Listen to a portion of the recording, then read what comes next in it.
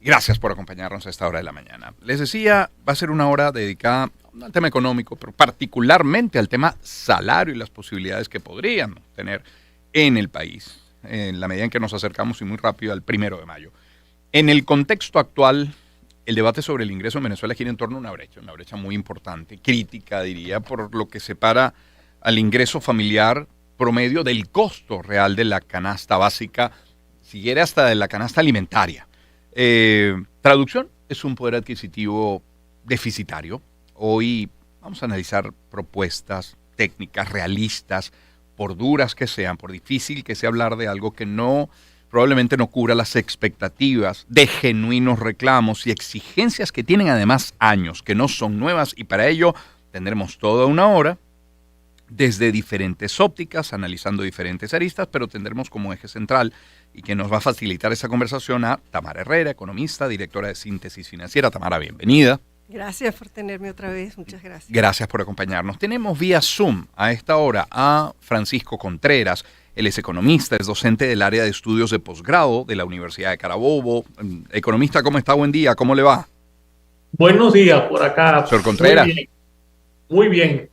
Gracias por esta invitación que te ha hecho ahora sí, para participar en su prestigioso programa y estar pues a tono con lo que la gente quisiera escuchar de nosotros los economistas, que tenemos una gran responsabilidad como formadores y creadores de opinión. Muchas gracias. Eso es todo un reto, llegar al punto de lo que la gente quiere escuchar. Permítame, Francisco, comenzar con Tamara. Tamara, ¿por qué la cuenta no es tan sencilla como que si hay mayores ingresos producto de la venta del petróleo, que es un petróleo de todos los venezolanos, porque eso no se puede traducir en honrar salarios que están hoy tan desfasados? ¿Por qué la cuenta no es tan fácil? No es tan fácil porque nos precipitamos justamente por el gran rezago y, digamos, el padecimiento que se ha tenido acumulado, pero el sentido común y creo que los refranes populares bastan, no hay que ser economista para eso. Toda persona que tiene un ingreso extraordinario tiene que tratarlo como extraordinario. Cuando tú manejas salarios, tienes que hacer los cálculos como se debe, porque ese salario genera obligaciones a futuro y el ingreso extraordinario fue transitorio y ya no está para sostener esa obligación. Y de allí vienen todo un conjunto de comportamientos que se deducen rápidamente en ese financiamiento monetario, que es esa creación de dinero de la nada que solamente pueden hacer los bancos centrales, y de ahí se espiraliza la inflación, y ya lo hemos vivido justamente en respuesta a esas visiones muy cortoplacistas o muy incluso populistas, puedes decir, que nos han metido en problemas a la sociedad. No es un problema de asalariados y no asalariados. Esta sociedad es una sociedad que tiene una informalidad alta, unos asalariados muy bajos en proporción. La proporción informal está entre 60 o 70%, según se estima. Entonces, todas esas cosas hay que ponerlas sobre la mesa para hacer el trabajo que hay que hacer en función del país y de solucionar y mitigar. Entonces, los ingresos extraordinarios pueden mitigar y deben generarse, deben apartarse o invertirse, pero no comprometerse para momentos donde no van a estar ellos presentes. Antes de dar la palabra al economista Francisco Contreras, voy a poner un elemento sobre la mesa. Es un titular que leí esta mañana, un titular que recojo de Banca y Negocios. Dice: ante el colapso del ingreso, los trabajadores venezolanos es urgente establecer un salario mínimo mensual de entre 100 y 120 dólares, acompañado de un plan responsable que garantice su sostenibilidad. Esto lo dijo quien fue diputado en la Asamblea Nacional y experto en materia energética, Elías Mata. Insistió en que el aumento debe traducirse en salario formal y no en esquemas de bonificación, garantizando derechos laborales y estabilidad para millones de trabajadores y pensionados. Mata explicó que el país sí cuenta con recursos para avanzar en esa dirección siempre que se reordene el gasto público y se priorice el bienestar de la ciudadanía. Economista Francisco Contreras, que además de docente del área de estudios de posgrado de la Universidad de Carabobo, usted tiene un plan, usted maneja cifras y montos y plazos y metas, ¿no se explica? ¿Cuál sería ese plan que propone? El plan que propongo es el de ir desde una desalarización del ingreso hacia un salario de verdad. Es decir, algo que no esté sustituido por bonificación.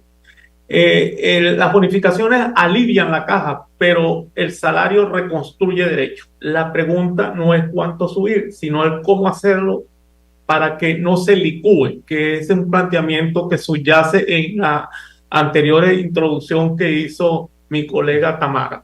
Es decir, tenemos tres aspectos bien importantes. Uno, que es el cómo ir de ingresos a salarios, el cómo se financia y cómo nosotros creamos las condiciones para una oferta que corresponda con esos ingresos. No estoy planteando un gradualismo porque todo en cierto modo es gradual. Lo que estamos es buscando un escenario programático, no una predicción cerrada. Cuando se menciona en el trabajo la canasta alimentaria y la canasta básica son umbrales, no es la última observada, y eso lo he conversado con otro prestigioso pues, economista que es, con el cual intercambio mucha información, que es el señor Mesa. Y cuando hablamos de hogar normativo, es un hogar normativo, no es real. Los hogares en Venezuela son tremendamente dispares con una desigual distribución de ingresos enorme. Lo que estamos diciendo es no al bono, sino que el bono es un alivio transitorio y que lo que nosotros debemos ir es a un salario como reconstrucción estructural. Ahora, un salario con reconstrucción estructural necesita una oferta, porque si no se evapora. El trabajador quedaría desprotegido. No estamos en términos de propuesta de un titular, sino de una ruta creíble. No es frenar el aumento, es evitar que se vuelva boom. Venezuela necesita más ingresos, pero necesita volver a tener un ingreso real. Lo que estamos proponiendo en cierta manera es no es un subsidio sin respaldo, estamos proponiendo una transición para reconstruir el salario real sin separarlo del ingreso, es decir, de la correspondiente fuerza de los bienes y servicios necesarios.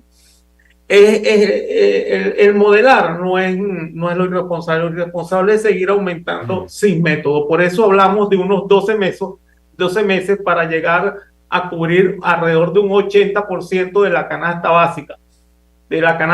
Estamos hablando de canasta básica, no de canasta alimentaria. Sí. Para el año de máxima cobertura, porque en este momento no tengo en mi mano el documento, fue el decenio de los 80. Y en el decenio del 80 fue el 80% la máxima cobertura. Entonces, de lo que se trata es de cómo nosotros hacemos que en el conjunto el país, no solo el que tiene en este momento el poder para decir cuánto es, sino que todos nos mentalicemos en cómo es que a nivel de microfundamento, es decir, de la manera como piensa la gente, de la manera como actúa un emprendedor, un funcionario, hacer que se creen todas las normas y protocolos de manera que su acción sea para liberar las fuerzas productivas del país que se correspondan con ese aumento. Me permito interrumpirlo. Hasta ahora, lo que has escuchado, Tamara, ¿te suena sensato? ¿Lo ves viable? Me parece principalmente justo en pensar en un camino y que el objetivo sea la reconstrucción del salario, porque el salario fue dinamitado. Y yo creo que es importante recordar por qué. Porque es que hubo un muy mal desempeño macro, al cual, cuando digo desempeño macro, estamos hablando justamente de un desempeño que malgastó, que no tuvo la transparencia en su ejecución y que creó una cultura de que esos ingresos extraordinarios que vivimos simplemente iban a ser permanentes y por eso fueron utilizados y no invertidos. Por eso PDVSA gastó desenfrenadamente, fue utilizada en lugar de para fortalecerse, sus ingresos fueron tomados para distribuir y los funcionarios, recordarán todos, se llenaban mucho la boca diciendo tenemos tanto de gasto social. Sí. En realidad lo que es social es construir una capacidad de proveer bienestar a la sociedad con los servicios públicos y de salud y la asistencial y la educación que se tiene que tener. Por el contrario, se otorgó y se dilapidó. Entonces, lo que dice el profesor Contreras de construir un camino para que lo haga sostenible es el camino que hay que hacer. Y yo complementaría con el hecho de que no se puede pensar. Una cosa es cómo lo fondeas, como se dice coloquialmente, cómo se obtienen los fondos, y otra cosa es cuál es la ley que permite que sea eso sostenible y que no entres en una trampa en la cual no puedas cumplir, no puedes cumplir que el Estado, que es los gobiernos son los primeros interesados en poder proveer la mayor cantidad de bienestar, porque eso se les traduce en beneficio, en votos, en estabilidad, etcétera. Entonces, cuando aquí no se ha hecho eso, es porque se ha prestado en el corto plazo, se ha cedido a presiones y no se ha construido esa parte de futuro. Tan es así que ellos llegaron a tener que recurrir precisamente a ese pecado capital del financiamiento monetario. ¿Y cómo se hizo? Bueno, ellos son los que pueden crear dinero. Claro. Cuando comprendieron, después de que toda la sociedad pagó con una hiperinflación elevadísima, y todos la conocemos y la recordamos, y sobre todo no hemos terminado de salir de ella. Tuvimos que entrar en un programa económico que todavía tiene visos de restricciones y recesiones muy fuertes, y justamente se reconoce que no se debe ahora recurrir al financiamiento monetario. Y sin embargo, en el 2025 prácticamente se duplicó la proporción de financiamiento monetario en el 2025 sin resolver ni tocar el tema salarial, porque el gobierno sabe que tiene que aumentar los ingresos y lo que ha hecho es aumentarlos vía bonos indexados. No es que eso ha estado congelado. Entonces, la construcción de un salario es una labor imprescindible, pero la construcción de la red de seguridad social que lo sostenga y la ley que haga que sea razonable, entonces eso es lo que no nos falta. Sería una irresponsabilidad salir a proponer un salario si sabes que no sabes en realidad en dónde está el compromiso al que vas a llegar. Ahí está, ese es un punto, es la voz de Tamara Herrera. Profesor Contreras, Tamara tiene un punto en la sostenibilidad, ella mencionaba a PDVSA, estaba leyendo que su propuesta, su plan, costaría unos 8.700 millones de dólares al año. Primero, si el país está hoy en esa capacidad, y segundo, bueno, ¿de dónde va a salir el dinero? Porque no vendrá solamente del petróleo. Bueno, vamos con las cifras. Por favor. Lo que ocurre es que el trabajo que siempre hago tiene una aproximación prospectiva. 8.000 puede ser más, puede ser menos. Pero es lo que corresponde a un patrón de criterios acerca de cómo hacerlo, que es lo que ha planteado la profesora Tamara. El cómo hacerlo, ahí marco una diferencia con el uso de los recursos petroleros, en términos de que la propuesta está construida sobre la base de una normalización también institucional, que no es compleja. Aquí se hicieron todos los cambios necesarios para el tema petrolero, pero estos otros quedan allí como que si no se pudiese hacer. Yo pienso que sí es posible. Si nosotros logramos volver otra vez a los mercados financieros con apoyo de las instituciones financieras internacionales, nosotros disponemos más o menos de unos 14.000 millones de dólares. Cuando hablo de 8.000, que pueden ser más, pueden ser menos, me estoy refiriendo cómo de manera gradual se puede ir desde el esquema que conozcamos al 1 de mayo, en 12 meses, para cubrir alrededor del 80% de la canasta básica, no de canasta alimentaria, canasta básica. Los números pueden ser, cada día se cambian. Cada vez que consulto a la gente de celdas, pues hoy comenzamos con una, en la tarde ya tenemos otra por el tema de brecha cambiaria y todas estas cosas. Entonces, la propuesta está hecha como incluso para soportarla sin tomar recursos petroleros. Porque ¿qué es lo que quisiéramos? Lo que está planteando Tamara. ¿Cómo nosotros podemos lograr que en un corto plazo, más allá de un año, podamos ir reemplazando esta precariedad, esta incertidumbre, por cosas ciertas que dependan de la capacidad productiva del país? Eso no se puede rescatar en corto tiempo, pero sí existen los recursos de financiamiento externo para hacerlo, aún si no tuviésemos esos recursos que vienen extraordinarios. Por los recursos extraordinarios, yo pienso que sería más fácil. Pero lo que quisiera es que se creara una cultura que no haga depender todo lo que pensamos alrededor del petróleo.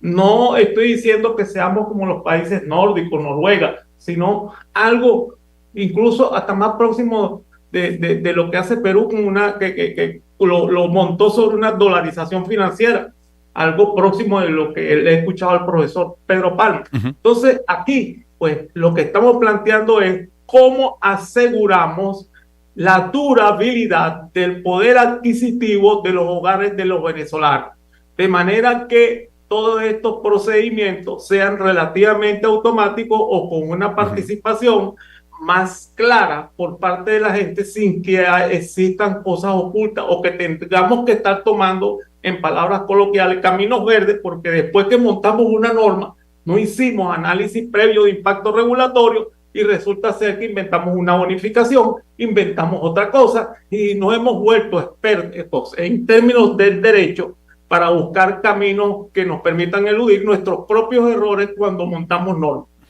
Es el profesor. Sí. Es la voz del profesor Francisco Contreras, economista, docente del área de estudios de posgrado de la Universidad de Carabobo. En el estudio nos acompaña la economista y directora de síntesis financiera, Tamara Herrera. Tamara, el profesor mencionó la palabra brecha. La semana pasada, Asdrúbal Oliveros, en nuestra conversación de cada miércoles, comentaba en el programa que para él es más importante, casi que prioritario, disminuir la brecha que controlar la inflación, porque entiende que allí está el golpe más importante que se da al bolsillo y al presupuesto de la familia. ¿Cómo interpretar en este contexto y con tanto que venimos escuchando de ustedes, los expertos economistas, expertos financieros, cómo interpretan que esté tomando el Ejecutivo el próximo anuncio salarial cuando hablan de un anuncio de aumento de salario responsable? ¿A qué cree que se refiere? Bueno, ojalá sea así, porque en realidad yo creo que lo responsable, y es, primero, para contestar parte de tu pregunta, lo de la brecha es un factor gravísimo que se está anquilosando, está fraguando en nuestra economía y es sumamente recesivo, destruye el flujo de caja del aparato productivo, es recesivo y es inflacionario en moneda extranjera y alimenta esa espiral. Y creo que estamos además en un riesgo muy particular porque este tránsito, este ciclo favorable de precios del petróleo que va a producir más ingresos, se está ya materializando en un ritmo de desaceleración del tipo de cambio, porque justamente eso le permite al gobierno no gastar tanto en los bonos patria que están indexados. Entonces fíjate que con eso va a aumentar la brecha. Entonces Venezuela está metida en un conjunto de problemas acumulados que no se pueden ver por separado, e incluso discreparía con mi apreciado profesor Contreras en que para mí lo que es fundamental de lo que dice es la entrada urgente en conversaciones con el Fondo Monetario, involucrar al Fondo Monetario. Eso per se va a dar apoyo técnico, sostenibilidad, credibilidad y va a abrir la siguiente puerta fundamental, que es al Banco Mundial, que es lo que sí provee financiamiento para apoyo social, pero que el ingreso, es decir, yo lo que quiero transmitir es que lo que no es responsable, en mi opinión personal, obviamente, es incurrir en un compromiso salarial en base a algo transitorio y sin la análisis de la reforma de la ley del trabajo. Aquí llevamos años analizándola y no se sale de eso porque no se afronta con la franqueza que se debe afrontar. Esa reforma tiene que tomarse en serio y puedes hasta pensar en mejorar, porque sí hay que aprovechar, obviamente hay que mitigar algo de ese ciclo de bonanza hacia mayores ingresos, pero convertirlo en un compromiso salarial sin el apropiado estudio y la reforma razonada y justa y razonable no se puede hacer. Entonces establezcase un plazo.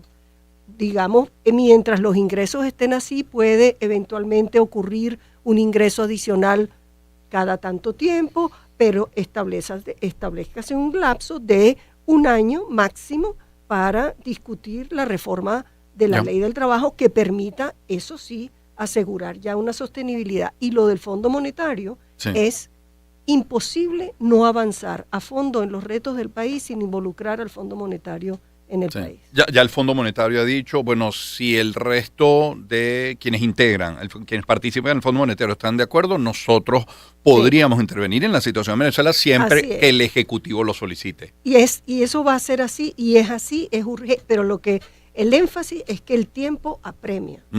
Y esas cosas para hacerlas caminar llevan unos pocos meses, a toda máquina. Hay que moverse y no hay sin prisa, pero sin pausa, como dice el refrán. Hablando de un tiempo que apremia, profesor Contreras, antes de la pausa, en un minuto, algo que agregar a ese plan suyo, esa visión suya, porque leo cosas tan interesantes como que se propone usted dejar de ver el sueldo individual y medir el ingreso por hogar, y esto es un cambio de visión importante, ¿no? Sí, es un cambio de visión importante por algo que ya ha planteado la profesora Tamara. Y es que la categoría de salario y bonificaciones se ha hecho tan difusa que le hace perder la perspectiva a las familias, a los analistas, de qué estamos hablando realmente. Lo que subyace en el planteamiento que he hecho es superar esa desalarización y transformarlo realmente en algo que proteja más esos derechos y que al mismo tiempo, como lo acaba de decir la profesora Tamara, se pueda crear las condiciones para sostenerlo, para poderlo hacer a futuro sin que estemos dependiendo de algo externo. Como a veces se hace en términos de deporte, estamos esperando los resultados de los demás para ver si clasificamos. No. En este momento, y creo que todos estamos pensando relativamente alineados, los economistas, porque yo sigo bien tu programa y a Tamara, que le escucho, pero cada vez que busco por allí para ver qué va a decir, es que tenemos una alineación, eso como esas cosas que dicen cuando los astros están alineados, que nos permite, e incluso la gente que anda en la calle cuando dice dólares, no es que esté queriendo el dólar per se, por sí mismo, sino que está hablando es de poder adquisitivo, de su poder de compra. Y es lo que nosotros estamos planteando. Vamos a hacer las cosas transparentes para regularizar eso. Yo no soy experto del tema laboral jurídico y lo acaba vamos a decir, plantear de una manera bien clara la profesora Tamara. Hay que hacer lo posible para institucionalizar. Eso es lo que llamamos nosotros institucionalización, que es necesario a nivel interno y a nivel externo, porque no es que el fondo nos dio los recursos, es que el fondo en lo que dice que Venezuela ya está, es porque se ha restablecido la confianza. Y la confianza es la base real de todo proceso democrático y una buena economía. Claro. Profesor Contreras, le agradezco muchísimo que nos haya acompañado. Francisco Contreras es economista, docente del área de estudios de posgrado de la Universidad de Carabobo. Tamara se queda con nosotros en el estudio y luego de la pausa incorporaremos a esta conversación al secretario general de la CTV y al coordinador del Frente Unido en Defensa de los Pensionados y Jubilados de Venezuela. Quédese con nosotros, 7:35. En esta parte hasta el final, hasta las 8 de la mañana, nos estará acompañando Tamara Herrera, economista y directora de Síntesis Financiera. Vamos a incorporar a otros dos invitados, secretario general de la CTV y el coordinador del Frente Unido en Defensa de los Pensionados y Jubilados de Venezuela, pero quiero incorporar también mensajes suyos a través de nuestra transmisión en YouTube. Ejemplo, Fanny, que escribe: buen día, inicialmente el aumento podría comenzar desde $300 e ir increciendo, por supuesto debe controlarse la inflación e instruir o educar al ciudadano. Eso Fanny. Claudio escribe: colocar un salario de 300, coincide en el monto, mire, colocar un salario de $300 significaría una elevada inflación, debe reducir el gasto fiscal. O Hugo, que escribe: si no se detiene la inflación, no hacemos nada con aumentos de salario. Coincide, esta manera llama la atención que todo gira alrededor de una cifra, $300, ¿eh? Sí. Pero esa es la expectativa de algunos. Puede ser algo que, la verdad es que las necesidades son tantas que puedes hablar de esa cifra, claro, incluso, bueno, más. A lo mejor una menor o algo mayor. Sí. Pero en realidad yo creo que es importante tener en cuenta que la gente debiera conocer números y Venezuela, si algo ha tenido, digamos, esa especie de ¿cómo se llama cuando uno predica incesantemente un mantra? Bueno, un mantra es de la transparencia en la información. Eso permite a la gente saber dónde está parado y a qué cosas puede construir y dónde puede reforzar las necesidades, las obligaciones y las exigencias. Fíjense, solo a modo ilustrativo, del seguimiento que nosotros hacemos, que obviamente tiene que ser en base a estimaciones, pero creemos que lo hacemos bastante bien. El año pasado, el gasto del sector público en bolívares sumó un equivalente a 20 millardos de dólares. De ese monto, 9 millardos punto 7, o sea, 9.700 millones, fueron para bonos de la patria. ¿Qué quiero decir con eso? Que no debía ser. No, es para que se sepa que del gasto público, aproximadamente entre el 50 y 60% del gasto público se va en pagos de bonos de patria y nómina. Y eso que la nómina está, como bien señalan, parcialmente estacionada porque el salario se congeló hace 3 años. Sí. ¿Y se congeló por qué? Porque hay una obligación de la ley que resulta que la hace insostenible incluso para el propio Estado, que está en la capacidad pecaminosa y peligrosísima de crear dinero para cubrirlo. Sí. Entonces, tengamos en cuenta que si eso fue lo que pasó el año pasado y se requirió crear dinero, o sea, imprimir billetes por 6 millardos de dólares, ya te dice cómo debes andar con prudencia, porque es un problema de la sociedad el tener un salario y ni hablar de la red de seguridad social, que eso está barrido y los pensionados son realmente los abandonados de este país. Pero hay que construirlo y si tú empiezas a malgastar esto ahora, no vas a reconstruir la red de seguridad social. Aquí el Instituto Venezolano de los Seguros Sociales desapareció. Los que contribuimos ya no tenemos nada y eso se lo llevó baja transparencia, mala administración, sanciones e hiperinflación, todo eso. Entonces nosotros tenemos que ocuparnos de construir el país capaz de dar eso y de dar bienestar a través de seguridad social, de servicios públicos. Si nosotros vamos a exigir que se convierta en obligaciones las cosas, los aspectos salariales solo por el hecho de que estamos entrando en un ciclo de bonanza petrolera que no se sabe su duración y tomémoslos como que dura 1 año y a lo mejor pueden ser 2, pero eso no es para rumbearlos, eso es para invertirlos. Entonces sí puede dedicarse algo a aumentar el ingreso, pero tengamos en cuenta que este aumento del ingreso que les mencioné, ya una parte ocurrió este año con un promedio de $150 por persona. Pueden ocurrir y debe mitigarse algo, se entiende, pero no puedes comerte ese 5 y 6 que te ganaste este año. Ya vamos a hablar con uno de los representantes de los pensionados, pero tenemos en el estudio al secretario general de la CTV, José Elías Torres. José Elías, bienvenido. ¿Cómo está? Bueno, muchas gracias y te agradezco la oportunidad, ¿no? ¿Qué esperan de este 1 de mayo, de la posibilidad de ese aumento salarial, como han dicho, responsable, entre comillas? Mira, el 1 de mayo para nosotros es una fecha de protesta, de decir las cosas a los trabajadores a nivel mundial, porque es el Día Internacional, ¿no?, de Venezuela, del trabajador. Y eso no es de ahorita, eso viene ya funcionando en Venezuela desde el 36, cuando se aprobó la primera ley del trabajo oficialmente, y desde que se constituyó la CTV hace 89 años, pero donde hemos podido, siempre hemos manifestado el 1 de mayo, siempre ha habido algo que manifestar.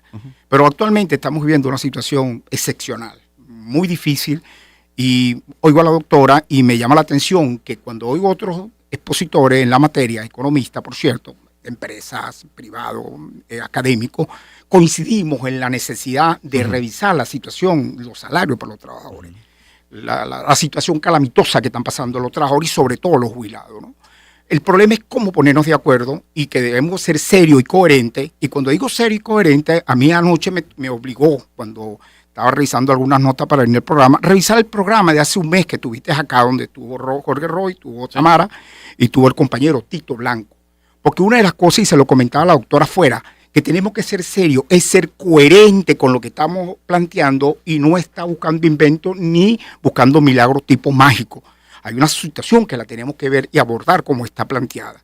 Es cierto, la ley orgánica del trabajo, pero la misma Constitución en el 91 te establece la obligación del Estado. Esa misma Constitución que ellos nos dieron, esa Constitución que ellos mismos por el populismo con que la aprobaron en el año 99, crearon unos errores que hoy lo están pagando. Cuando te ponen que se tomará como referencia el salario en la canasta básica y no la cesta alimentaria, que era la que se manejaba antes. Cuando tú hablas de canasta básica, acuérdate que estás multiplicando la canasta alimentaria casi por 2.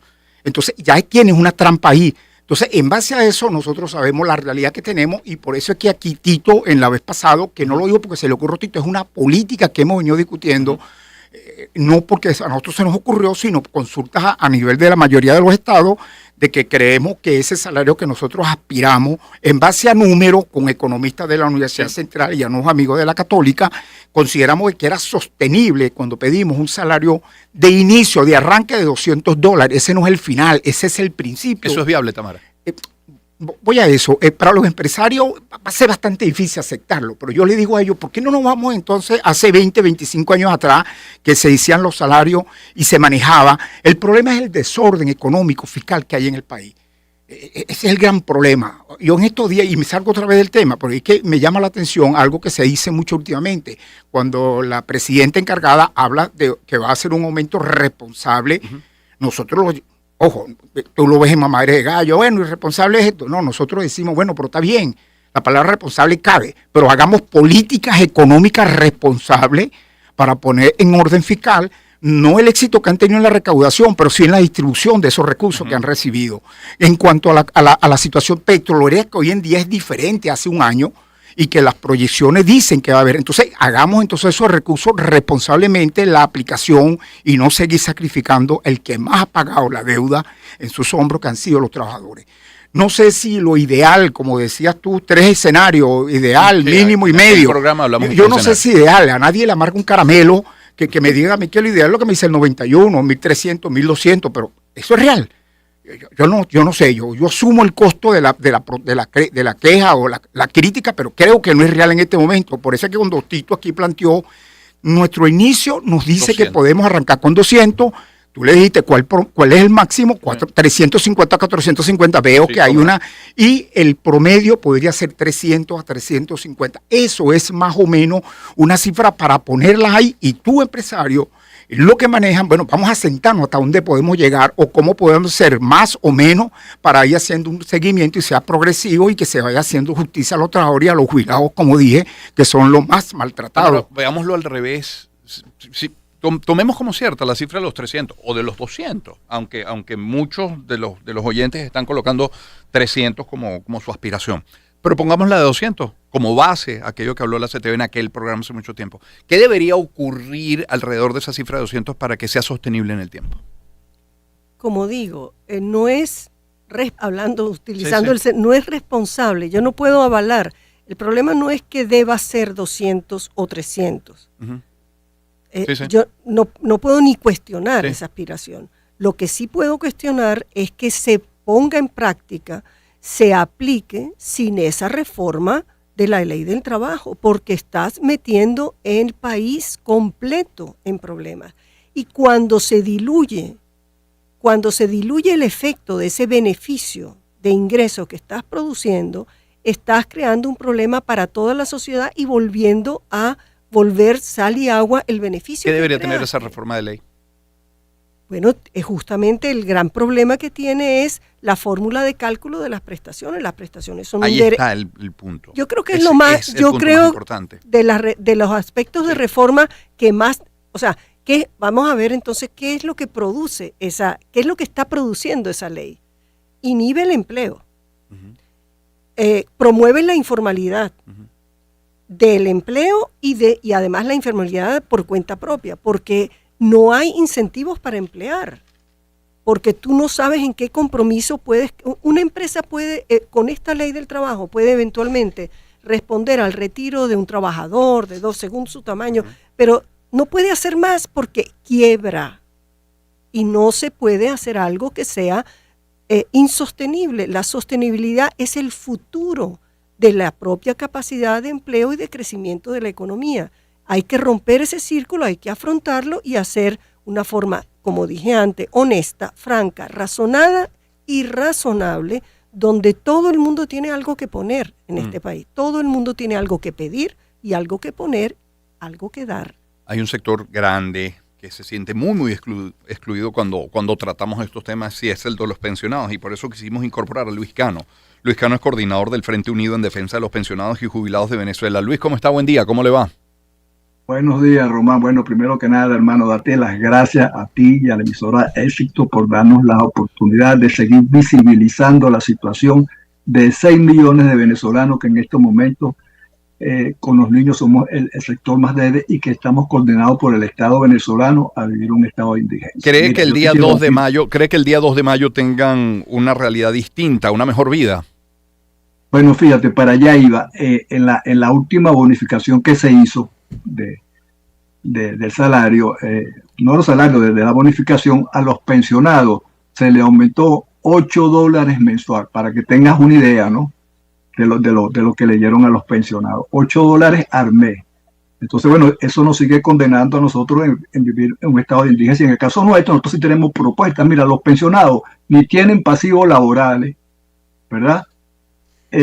No cobramos vacaciones ni cobramos nada de eso. Nosotros no acumulamos prestaciones sociales y menos activos laborales. Entonces, no entiendo por qué en el caso nuestro prácticamente se nos aparta y se nos dan ese tipo de aumento. Y ahí nosotros también tenemos propuestas. Nosotros pensamos que hay que rescatar el seguro social. Hay que rescatar el seguro social, y otra de las propuestas que tenemos es que el Estado venezolano nos tiene que decir qué tiene que poner en la mesa, con qué cuenta para este ámbito, porque ¿qué no lo dice? En estos días el Banco Central sacó una cifra y todo el mundo se quedó asombrado porque tenía años que no lo colocaba.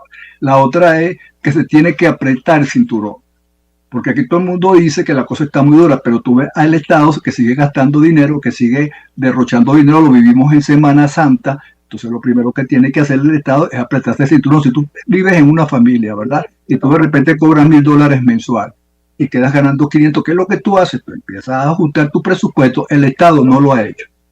Sigue gastando dinero a diestra y siniestra, y nosotros los pensionados, que nuestro único delito es haber trabajado toda una vida en Venezuela en una empresa privada o pública, hoy estamos condenados a vivir un estado de esa. Y algo que quiero decir, no puede ser, hermano, que en Venezuela se sigan muriendo los viejos venezolanos por desnutrición y por falta de alimentos. Y lo más grave es que esto se está convirtiendo en una cosa normal y cotidiana. Somos 6 millones de venezolanos que simplemente le estamos pidiendo al Estado venezolano que cumpla con lo que está establecido en nuestra Constitución, el artículo 80, hermano, que dice que nos tiene que garantizar una vejez digna para nosotros poder cerrar nuestro ciclo de vida con dignidad, hermano, porque aparte de eso tenemos una condición muy especial, que es que nuestros familiares se nos fueron del país. Entonces es muy triste tú envejecer, ¿verdad?, sin tener el derecho a comer 3 veces al día, el derecho a conseguir tu medicina, el derecho a recrearte, y de paso tampoco tienes el acompañamiento de tus familiares. Es muy triste, hermano, envejecer en Venezuela, y eso es lo que nosotros queremos decir.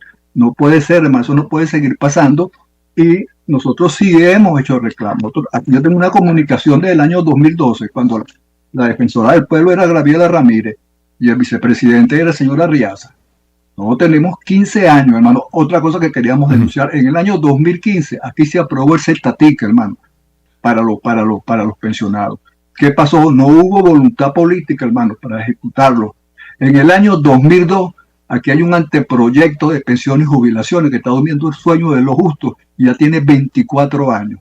Entonces, por eso es que nosotros decimos que no hay voluntad política, hermano, para un aumento salarial. Nosotros vamos a seguir, porque nosotros nunca nos hemos salido de la Constitución. Artículo 83, el derecho a la salud.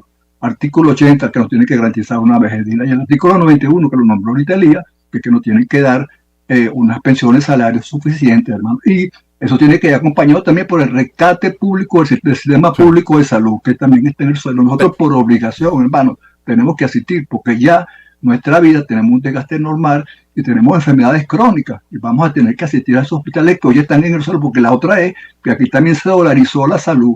Se dolarizaron los servicios públicos, hermano, se dolarizaron los alimentos y las medicinas, y nosotros seguimos condenados, más de 6 millones de venezolanos, a vivir con una pensión de $58. Luis, tenemos que ir redondeando porque ya tenemos que ir en 3 minutos apenas a la pausa. Tamara, no hay cifra que escape de estrellarse con la realidad que describe Luis.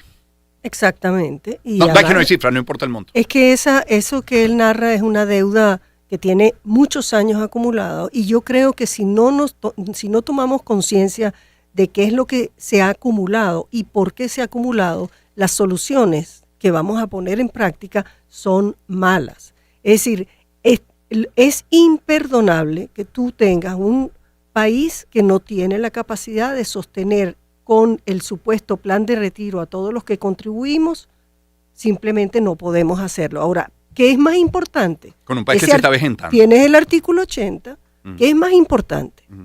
¿Comprometer a ciegas dinero en un salario o ocuparse más bien de justamente esta parte extraordinaria, reforzar el problema de salud y la atención de salud? ¿O es más importante un subsidio médico que pueda ser sostenible, no loco, sostenible?